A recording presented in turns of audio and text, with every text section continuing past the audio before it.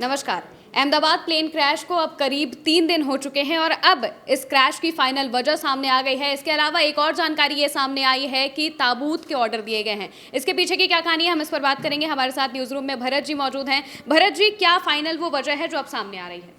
जी देखिए, अभी तक ये लग रहा था कि प्लेन किसी और वजह से हो सकता है कि गिरा हो, प्लेन में कोई टेक्निकल फॉल्ट हो, या हो सकता है कि कोई किसी की साजिश हो। इस तरीके की चीज़ें सामने आ रही थी। लेकिन अब जो पायलट हैं सुमित सभरवाल, जो इस विमान के मेन पायलट थे, इसको उड़ा रहे थे, कैप्टन थे, उनका लास्ट बयान, उनका लास्ट कम्युनिकेशन जो रिकॉर्ड हुआ वो सामने आ चुका है। और उस कम्युनिकेशन में वो 4 से 5 सेकंड का वो कम्युनिकेशन है जो कि एयर ट्रैफिक कंट्रोलर यानी एटीसी को जो उन्होंने लास्ट में भेजा है, जब ज़मीन से जहाज़ ऊपर उठ चुका है उसके बाद उन्होंने वो मैसेज भेजा है। 3 से 4 सेकंड का मैसेज है। उस मैसेज में ये कहते हुए नज़र आ रहे हैं, सुमित सभरवाल कह रहे हैं मेडे मेडे मेडे, 3 बार उन्होंने इसमें मेडे मेडे कहा है। और उसके बाद उन्होंने क्लियर कट ये कहा है कि थर्स्ट नहीं मिल रहा है। थर्स्ट मीन्स कि पावर नहीं मिल रहा है, पीछे से जो एक धक्का होता है विमान को उड़ाने के लिए वो नहीं मिल रहा है, थर्स्ट नहीं मिल रहा है,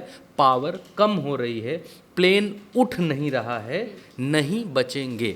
ये शब्द उन्होंने कहे हैं। उन्होंने कहा है मेडे मेडे मेडे, थर्स्ट नहीं मिल रहा है, पावर कम हो रही है, प्लेन उठ नहीं रहा है, नहीं बचेंगे। ये वर्ड्स उन्होंने कहे हैं। 4 से 5 सेकंड के बीच में ये वर्ड्स उन्होंने एटीसी को जो संदेश होता है उसमें उन्होंने भेजा है। और उसके बाद ही ये प्लेन क्रैश हो जाता है। अब तक ये साफ हो चुका है कि प्लेन क्रैश होने की वजह ये है कि पावर नहीं मिलना, थर्स्ट नहीं मिलना। इसकी मेन वजह ये है कि इंजन ने साथ नहीं दिया। अगर इंजन ठीक से काम करता तो पावर थर्स्ट जो भी है वो मिलता। अगर इंजन जहाज़ का अच्छा है तो फिर वो उड़ता, भले ही उसका पंख टूटता, पंख टेढ़ा होता, आगे छेद होता, पीछे कुछ भी होता, जहाज़ डोलता मड़ोलता इधर उधर, इतना तो समय मिलता कि कहीं किसी सेफ जगह पर लैंड कर पाते, या इतना तो समय मिलता कि कुछ सोच समझ पाते कि क्या जहाज़ के साथ करना है, हम इसके साथ और क्या कर सकते हैं। लेकिन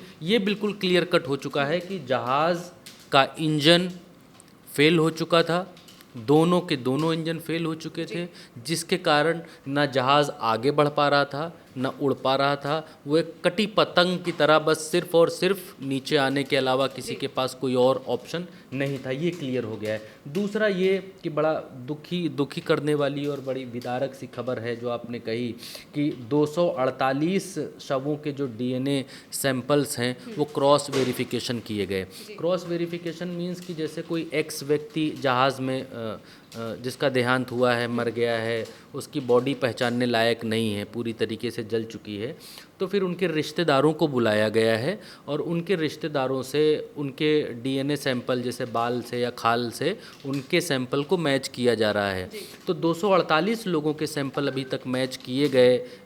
एक बॉडी ली, फला से सैंपल मैच किया, मैच नहीं हुआ, ढिमकाने से मैच किया, मैच नहीं हुआ, अगले से मैच किया, मैच नहीं हुआ। इस तरीके से एक तो 148 बॉडीज़ हैं जिनके सैंपल मैच किए जा रहे हैं, लेकिन वो मैच नहीं हो पा रहे हैं। सिर्फ 9 लोगों के सैंपल आपस में मैच हुए हैं। जैसे कोई बाप है तो बेटे से मैच हुआ है कि हाँ ये हमारे परिजन हैं, इनकी बॉडी हम लेकर जाएंगे। इस तरीके से 248 लोगों के ऊपर ये प्रयोग हुआ, जिसमें से 9 लोग मिले हैं कि भाई ये आपके रिलेटिव हैं, इनकी बॉडी आप ले जा सकते हैं। दूसरा मतलब बड़ा दुखी करने वाली खबर ये है कि एयर इंडिया के जो मैनेजर हैं उन्होंने 275 ताबूत का ताबूत बनाने का ऑर्डर दिया है कि भाई 275 200 हाँ माफ़ करिएगा 170 ताबूत बनाने का ऑर्डर दिया है, क्योंकि आंकड़ा जो है वो 275 पहुंच चुका है और 170 ताबूत बनाने के ऑर्डर दिए जा चुके हैं।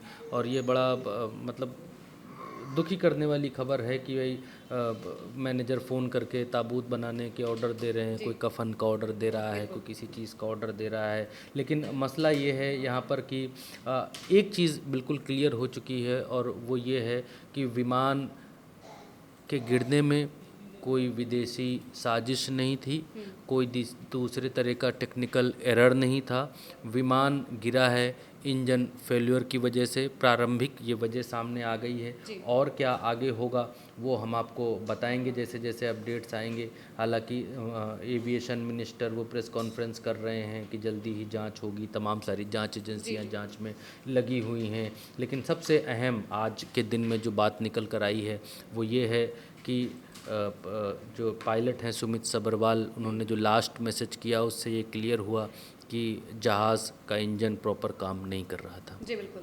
और अब तक जो आंकड़े बताए जा रहे हैं वो 275 लोगों के सामने आए हैं, यानी कि 275 शव बरामद कर लिए गए हैं। इसके अलावा भी अभी शव निकलने का सिलसिला अब भी जारी है, क्योंकि जो मलबा वहाँ पर मौजूद है वो अभी तक साफ नहीं हुआ है पूरी तरह से, वहाँ पर भी काम चल रहा है। इसके अलावा DGCA ने ये कहा है कि वो अब जाँच करेंगे इसको लेकर, क्या कुछ जो भी ब्लैक बॉक्स मिला है उसके बाद जो कुछ भी वजह सामने आएंगी वो बताएंगे। इसके अलावा अलग अलग जो एयर इंडिया के पास ड्रीमलाइनर है उसकी भी वो जाँच करेंगे, ये बात उन्होंने कही है।